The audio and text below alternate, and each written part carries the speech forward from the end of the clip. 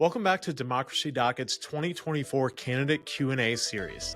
I'm Matt Cohen, and today I'm talking to Oregon State Rep Janelle Bynum, who's running for election in the U.S. House, representing Oregon's 5th Congressional District. We discuss her experience with voter engagement in the Oregon legislature, how a 2018 racial profiling incident shaped her political career, her stance on voting rights, and what she thinks is the greatest threat to democracy. Representative Bynum, thanks for joining us today. My pleasure.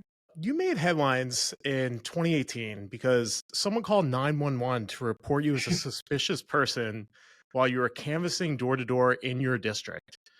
How did that experience shape you as a lawmaker? Well, I'm a mom of four. I'm an electrical engineer, and at the time, I was running for reelection after my first win over the now Republican incumbent. And it was really, I would say, a transformative experience in in representing my community. And so, one of the things that I really learned was that number one, you got to keep a cool head. And number two, use every opportunity as a learning experience to move the needle. And that's what this election is about, is actually moving the needle for your constituents and moving the needle for the country. And that's what we're not seeing out of Washington, D.C. right now. That's interesting. Thank you. In their endorsements of you, national groups like Emily's List and Defend the Vote noted your bipartisan work in the Oregon legislature on voter engagement Mhm. turnout. I'm thinking especially about your work in youth voter engagement. Can you Mhm. talk a little bit about that work? Well, most importantly, I have represented now for four terms a swing district. And I think my experience as a mom, my experience as a business owner, my experience as a legislator has taught me, number one, to focus on the ideas and to focus on the outputs, right? So engineering, you have an input, you have a system, and you have an output. And people are not really beholden to political stripes once you're in office.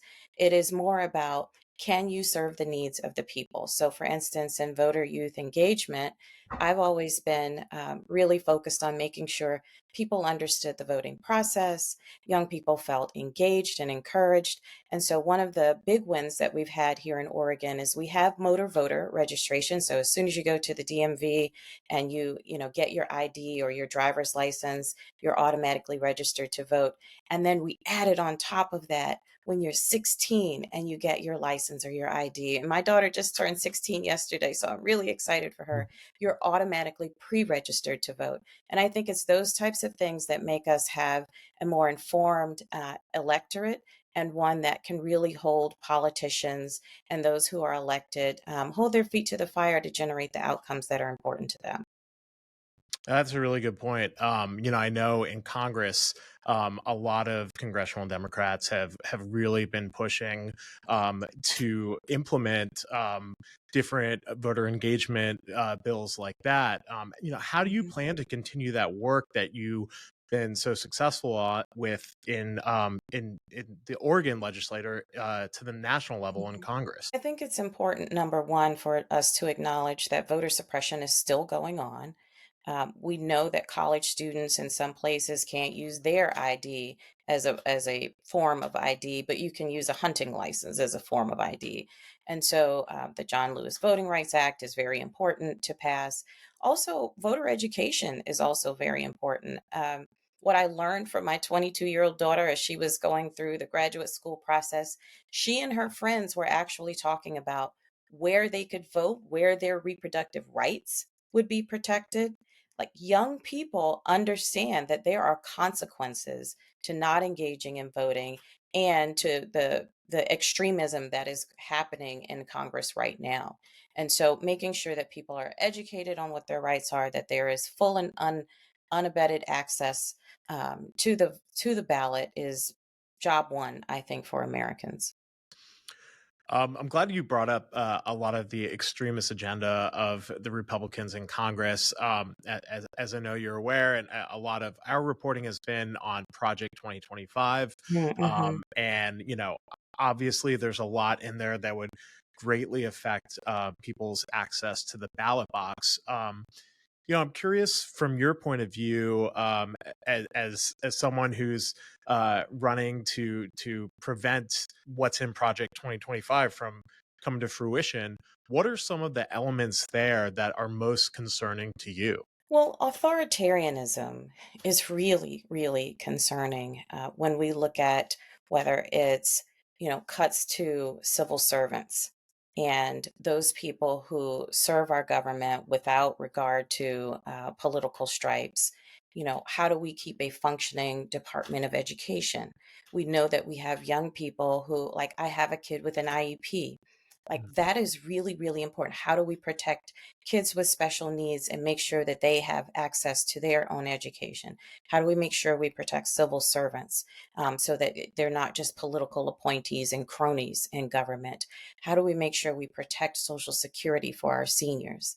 Those are the things that are, yeah, they're pretty scary. And here's what's really interesting. Some people believe that documents like these are hyperbole, that they're some far out ideas.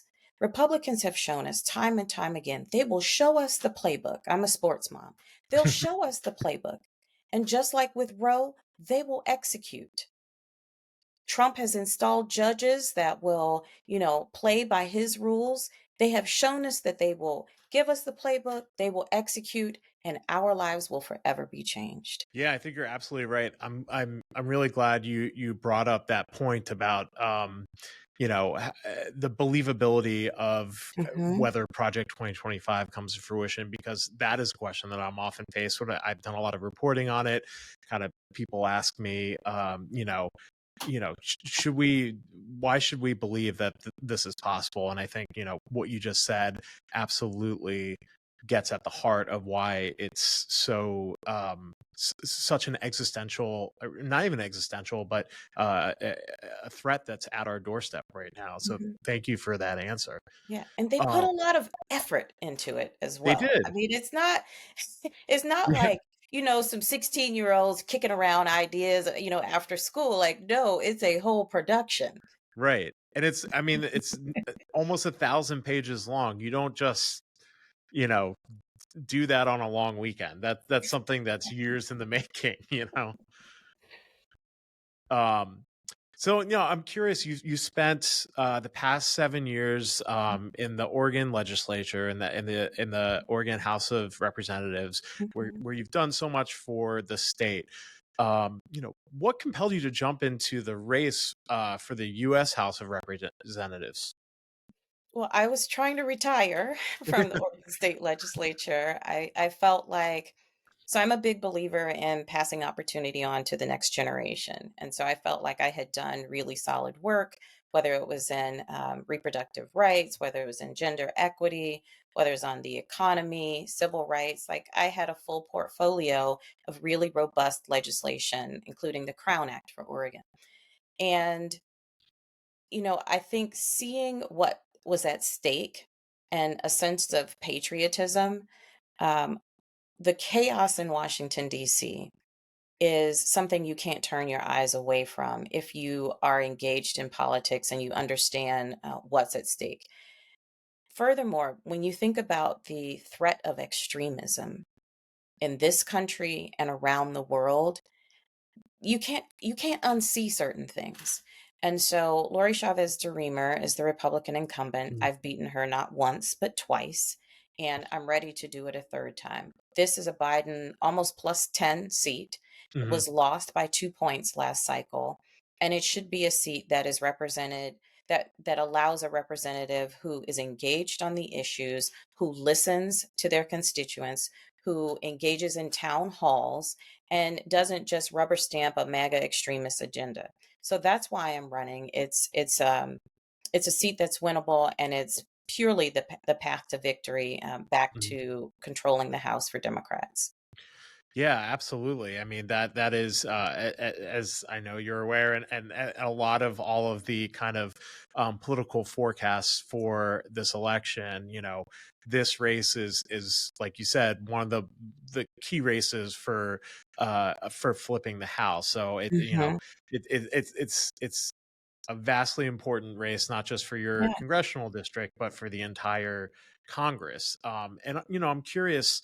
On top of that, we have an incredibly important presidential election.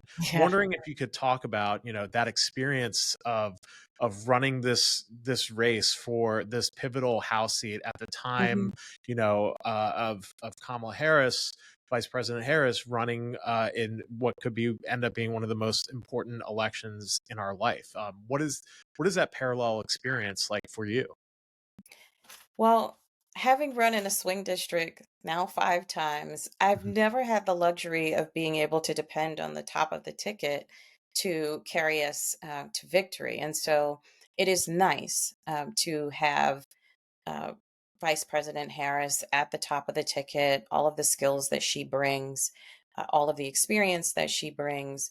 But more importantly, what I try to drive home when I'm talking with constituents and I'm talking with volunteers every day is that every vote counts.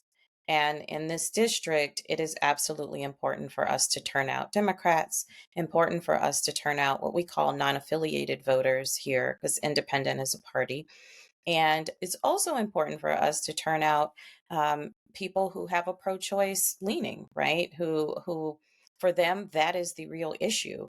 And so, it's nice to have such a strong ticket at the top of the ticket, but it's not something that I'm counting. Got it. Mhm. Um, you mentioned earlier about one of the important bills in Congress that you would like to see passed should Democrats take back the House, the John Lewis Voting Rights Act. Are there any other pieces of legislation, whether it's voting rights or democracy related, that you hope to see Congress pass in the next session? Should you and the Democrats take the House majority? What's sort of the legislative priorities for you? So, Oregonians have told me their top priorities are protecting reproductive rights. So, codifying Roe, number one. Mhm. They've also told me that housing, and I'm feeling it because I've got two Gen X, I'm Gen X, Gen Z kids who we're paying rent for. And that is really challenging. So the cost of housing is really important. So they've said Roe, they've said the cost of housing. My seniors are very concerned about us protecting Social Security. And so I don't have all of the solutions for Social Security, but I do think we need to make it a priority to ensure that we protect Social Security, protect Medicaid. And then finally, what is also important here in the district, and it depends, this is a very interestingly shaped district. It has parts of Portland, which is very urban. It has parts of the suburbs. It has a rural agricultural district that includes the Willamette Wine Valley. We have some of the best wines in the world. And then we have Central Oregon, which is like a vacation paradise, mountains and streams and rivers. And so the environment is very, very important to us. And one of the things that we've had to suffer here in Oregon with is wildfires. So we want to make sure that we're coordinating with the federal government on wildfire prevention and wildfire protection, but also making sure that we have abundant water resources, both for human consumption as well as our wildlife. So those are the things that are on the agenda for residents of Oregon 5. I think those are all important issues. I think you're absolutely right that for both Oregon and the country, they need to be a priority Mhm. for the next Congress to really be thoughtful and pass legislation to address. Um, I have one last question for you, Sure. Representative Bynum. What, in your view, is the greatest threat to democracy right now, and what do you think is the best way to address it? It really is apathy and access to the ballot. And so that's why when I think about the transformational nature of the shift of Kamala Harris and Tim Walz to the top of the ticket, I'm an engineer and there's a law that says matter is neither created nor destroyed, it just changes form, right? Energy is neither created nor destroyed, it just changes form. And when you think about the energy that was latent in our communities, and people were feeling apathetic and they were giving up hope. And I think that is purely to blame on Republicans who weren't doing anything in Congress. When they can create apathy, they take they take that opportunity to have people take their eyes off of what is really happening, and they have people check out. And so now that we have people engaged, our young people can push to make sure reproductive rights are protected, can, push to make sure that voting rights are protected around the country.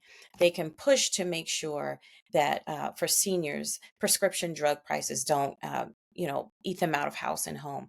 They can push to make sure that these algorithms that are changing the face of the housing market and pushing up rents, they can push to make sure that those types of things come into checks and balances like we've never seen before. So it's apathy that we have to fight against. I am really excited that there's a lot of joy and enthusiasm, and I'm really excited to take home the victory for the residents of Oregon's 5th Congressional District and beat Lori Chavez DeRemer and get the people back to work. I think that's a absolutely astute answer. Thank you for that. Representative Bynum, thank you so much for joining us today. Really, really love this conversation. I appreciate you joining us. All right. Thanks for having me. Have a wonderful day. You too. Thanks for tuning in to today's candidate Q&A session with Democracy Docket. To stay up to date on all voting rights news, subscribe to our free newsletter. See you all next time.